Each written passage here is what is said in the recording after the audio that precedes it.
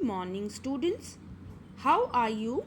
I hope you all are fine and safe at your home. So, student, first I want to give you my introduction. My name is Ritu Rathor and I am going to teach you geography. So, student, today we'll be doing first chapter of your book, which is resource and development. So, are you ready? Okay, let's get started. Resource. Students, you all know what are resource.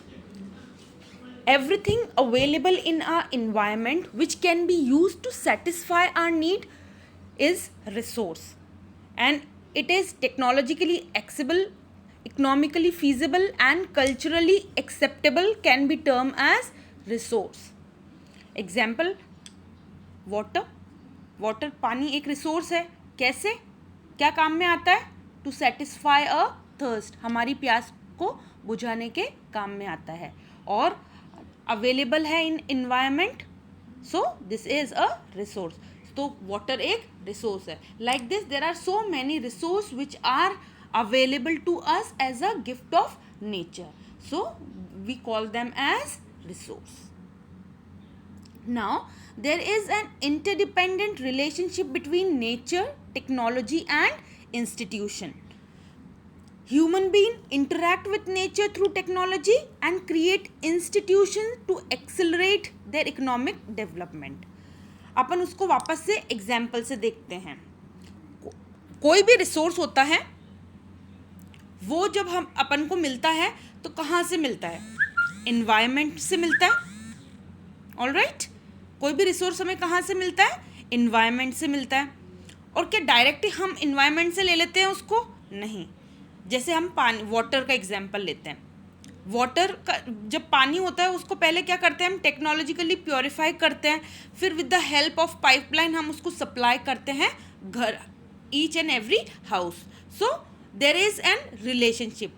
Human being interact with environment, then technology and then institution. So this is a kind of interdependent relationship between human being, technology, environment and institution. आया समझ में? Okay.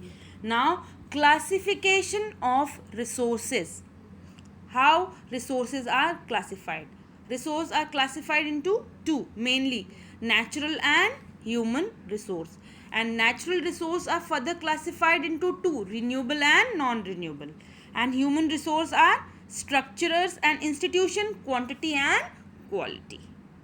Now, further it is biotic and abiotic. Now, what is biotic and what is abiotic? So, this is the classification of resource on the basis of origin. Okay, first is biotic resource. This is obtained from biosphere, have life. ये biosphere से मिलता है और जिनमें life होती है, जैसे कि हम human beings, flora and fauna, fisheries, livestock etcetera. So all these are biotic resources. Now abiotic resources, this is composed of non living thing who don't have life, जैसे कि rocks and metals. All right, got it? What is biotic and what is abiotic? Okay, this is the dividing in the environment on the basis of two factors, and what were they? Biotic and abiotic. Now, classification of resource on the basis of exhaustibility. First is renewable resource and the other is non-renewable resource. नाम से ही पता चला है, renewable resource, renewable which can be renew, जिसको बार बार renew किया जा सके, that is renewable resource. Example, wind, sun. Alright. Non renewable which can not be renew, जिनको वापस से नहीं बनाया जा सकता, like coal, petrol. Okay, so this is renewable resource. Renewable resource are resource which can be renewed or reproduced by physical, chemical or mechanical process. Example, solar and wind energy, water, forest and wildlife. So renewable resource may be further divided into continuous or flow resource. Example, wind and water. Now, non-renewable resource. Non-renewable resource are formed over a substantially long geological time, like minerals and fossil fuel. बहुत time लगता है इनको बनाने में, जैसे कि mineral and fossil fuel, and they can be subdivide into recyclable resource. Example, metal, जिनको वापस से रिसाइकल करके यूज़ किया जा सके, recyclable resource like metals. And non recyclable resource, जिनको रिसाइकल नहीं किया जा सके. Example, fossil fuel which can not be recycle and get exhausted when with it use. Okay, so you can see the image of renewable resources. Now, on the basis of ownership, on the basis of ownership, how many types of resources were there? 4. Individual, community owned, national and international. Individual resource which belongs to an individual, जो किसी एक जने का हो. Like, this is my pen, this is my book, this is my notebook. So book, pen, all these are your individual resource.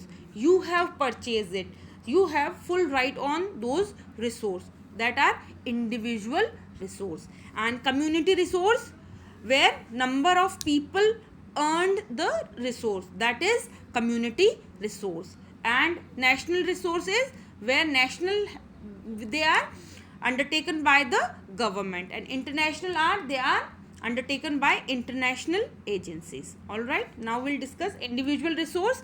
Individual resource are that are earned privately by individuals. Example, plantations, land, pasture lands, ponds, water in well owned by individual, plots, houses and other property owned by people in the city.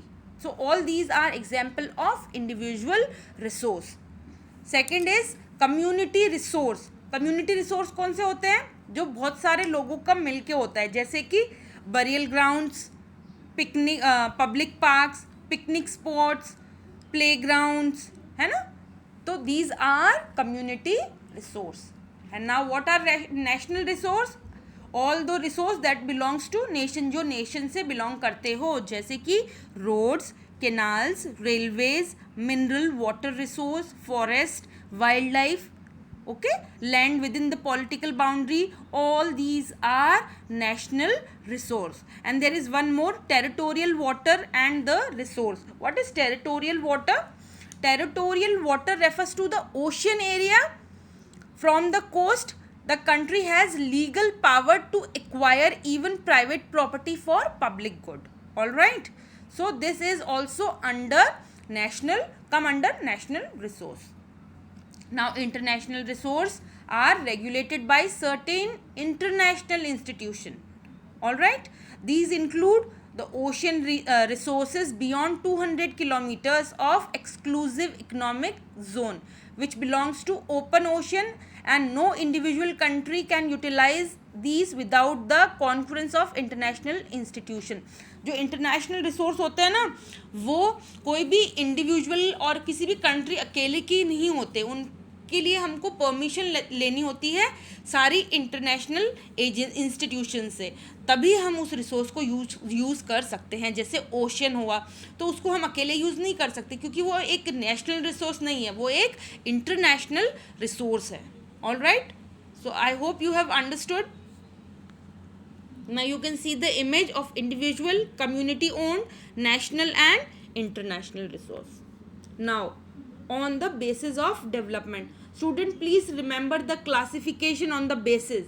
It can be asked in exam ki classify the resource on the basis of origin, on the basis of development. So you have to write only the classification based on that criteria only. All right, so it is very important to understand the classification of resource on the basis of their development. Now, first is potential resource. Potential resource कौन से होते हैं? Are the resource which found in region which have not been utilized. Example, wind and solar energy development potential in the state of Gujarat and Rajasthan. मतलब वो resource जो हमारे पास है तो सही, पर हम उनका पूरा यूटिलाइजेशन नहीं कर पा रहे हैं, उनको हम बोलते हैं पोटेंशियल रिसोर्स. मतलब उनका ऑप्टिमम यूटिलाइजेशन जो है वो हम नहीं कर पाते हैं। जैसे कि विंड एनर्जी है गुजरात में, सोलर है, उसका हम पूरी तरह से पूरा यूज़ नहीं कर पाते हैं उनका, हम थोड़ा ही यूज़ करते हैं उनका, तो वो वाले रिसोर्स को हम क्या बोलते हैं? Potential resource. Next is developed resource. Developed resource are those resource that have been surveyed and determined for utilisation both qualitatively and quantitatively, and the development of resources depend on technology and the level of their feasibility. Developed resource कौन से हैं? जो है available भी है और हमको पता भी है और हम उनको यूटिलाइजेशन भी कर रहे हैं, बट हमें उसके लिए किसकी ज़रूरत पड़ रही है? टेक्नोलॉजी को की ज़रूरत पड़ रही है। उन रिसोर्स को हम बोलते हैं developed resource. Now stock. What is stock? Stock क्या होता है? सबको पता है ना stock क्या होता है? Stock refers to materials in the environment which have potential to satisfy human needs, but human beings do not have appropriate technology to access these. Example, stocks क्या होते हैं? वो resource जो हमारे पास है तो सही, लेकिन हम उनका फुल यूटिलाइजेशन नहीं कर पा रहे हैं। क्यों नहीं कर पा रहे? क्योंकि हमारे पास उतनी टेक्नोलॉजी नहीं है। जैसे कि अपन वाटर का एग्जांपल लेते हैं कि हमारे पास रिवर्स है बहुत सारी, तो क्या हम सारी रिवर के वाटर से इलेक्ट्रिसिटी प्रोड्यूस कर सकते हैं? कुछ रिवर से ही हम इलेक्ट्रिसिटी प्रोड्यूस करते हैं, क्योंकि हमारे पास इतनी कोई टेक्नोलॉजी नहीं है जिससे कि हम उस रिसोर्स का फुल यूटिलाइजेशन कर सके। तो उन रिसोर्स को हम बोलते हैं स्टॉक। और रिजर्व कौन से होते हैं? Are the subset of the stocks which are yet to be put in use with the help of existing technique. वो रिसोर्स जिनका यूटिलाइजेशन हम कर तो रहे हैं, लेकिन हम उनको पूरा यूज नहीं कर रहे हैं, हम उनको बचा के रख रहे हैं। क्यों बचा के रख रहे हैं? अपनी फ्यूचर की जो नीड्स हैं उनको पूरा करने के लिए। जैसे कि अपन वाटर का एग्जाम्पल ले लेते हैं। हम क्या करते हैं? वाटर को बचा के रखते हैं। क्यों? ताकि वो हमारी फ्यूचर जनरेशन के लिए भी बच सके और उनके भी काम आ सके, तो उसे हम बोलते हैं reserves. Now what are the problem created by indiscriminate use of resource? Indiscriminate use of resource से क्या क्या प्रॉब्लम होती है? सबसे पहली, डिप्लीशन ऑफ रिसोर्स। जो रिसोर्स है उसका डिप्लीशन हो रहा है। जैसे कि फॉरेस्ट को सब लोग काट रहे हैं, अब उससे क्या हो रहा है? पोल्यूशन है वो बढ़ रहा है, रेनफॉल जो है वो डिक्रीज हो रही है। So this is the result of depletion of resource. Second is resource get accumulated in the hand and society is divided into two group, rich and poor. कुछ लोग बहुत अमीर हो जाएंगे और कुछ लोग बहुत गरीब हो जाएंगे। And third is global warming, ozone layer depletion, environmental degradation. तो इस तरह की प्रॉब्लम जो है वो हमारे पास आ जाएगी if we are not use the resource properly. Alright, so we have to use the resource properly. Now sustainable development, this is very very important term. Now what is sustainable development? The economic development which does not damage the environment and at the same time takes care of the need of future generation is called sustainable development. क्या होता है sustainable development? जो बिना environment को effect किए अपन use में लेते हैं और फिर हम उसको बचा भी लेते हैं। किसके लिए? फ्यूचर जनरेशन के लिए भी। तो उसको हम बोलते हैं सस्टेनेबल डेवलपमेंट। एग्जाम्पल आप रेन वाटर हार्वेस्टिंग, उसमें क्या होता है? जो रेन वाटर है उसको हम सेव कर लेते हैं, ठीक है, वेस्ट नहीं होता वो। इसका मतलब जब हम रेन वाटर को सेव कर रहे हैं तो हम इन्वायरमेंट को भी हार्म नहीं पहुंचा रहे। तो विदाउट इन्वायरमेंट को हार्म पहुंचाए हुए हम उस वाटर को फ्यूचर के अपनी नीड्स को पूरा करने के लिए यूज़ में ले लें, तो उसको हम बोलते हैं sustainable development. Alright, now importance of resource planning. Resource planning करना क्यों इम्पोर्टेंट है? Y it is necessary? Because for the balanced development of country. First is, some region of India are rich in certain resource and poor in some other resource. मतलब कुछ area तो ऐसे हैं जहाँ पे कोई रिसोर्स बहुत ज़्यादा है और कुछ एरिया ऐसे हैं जहाँ पे कोई रिसोर्स बहुत ज़्यादा कम है। जैसे अपन राजस्थान की बात करते हैं, Rajasthan is poor in water resource but rich in solar and wind resource. So we have to plan the resource in such a manner that we will able to use the resource equally. All right. Second is, some region are self sufficient while other region are very poor in important resource. Example, Madhya Pradesh is rich in many resource but Ladakh is poor in resource. क्योंकि मध्य प्रदेश के पास तो बहुत अच्छे से resource है पर लद्दाख के पास नहीं, क्योंकि माउंटेन एरिया है, तो it is not possible for us to carry the resource to that place. So we have to use in a planned manner. Third is, wastage of resource can be avoided by planning. अगर हम पहले से ही plan कर लेंगे तो कोई resource जो होगा उसका वेस्टेज नहीं होगा, और अगर रिसोर्स का वेस्टेज नहीं होगा तो क्या होगा, उसका यूटिलाइजेशन प्रॉपरली होगा। और उसका क्या फ़ायदा होगा, environment pollution can be reduce. उससे क्या होगा, इन्वायरमेंट में जो पोल्यूशन है हम उसको भी रिड्यूस कर सकते हैं। और over exploitation of resource can be avoided, और जो एक्सप्लॉयटेशन हो रहा है रिसोर्स का उसको भी हम अवॉइड कर सकते हैं। So it is very important for us to do the planning of resource, and while planning we have to keep all these point in mind. All right, now resource conservation. What is resource conservation? Plan use of resource in order to meet present need and to store a part for the future generation is called resource conservation.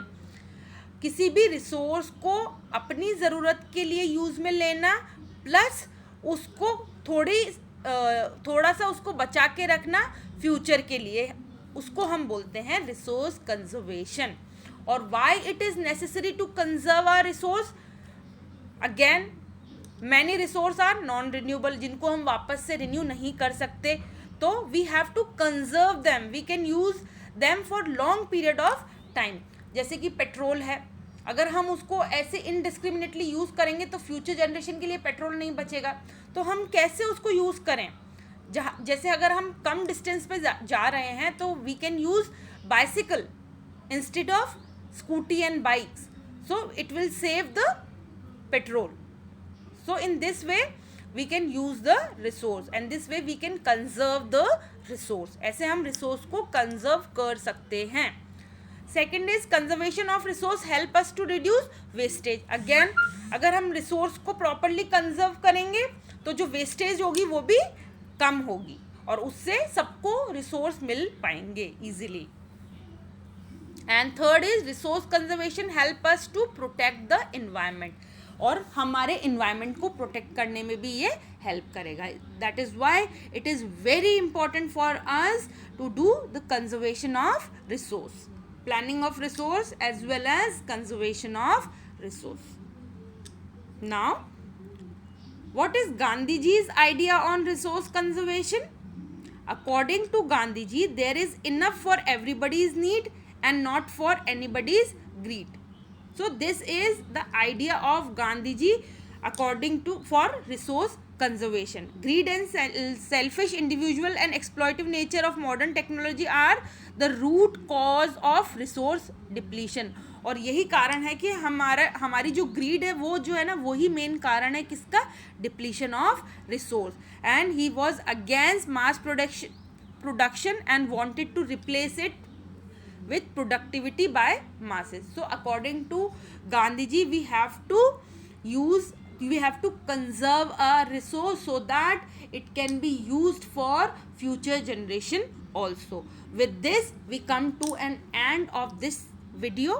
We'll continue the next part in next video. Till then, stay safe, stay healthy. God bless you.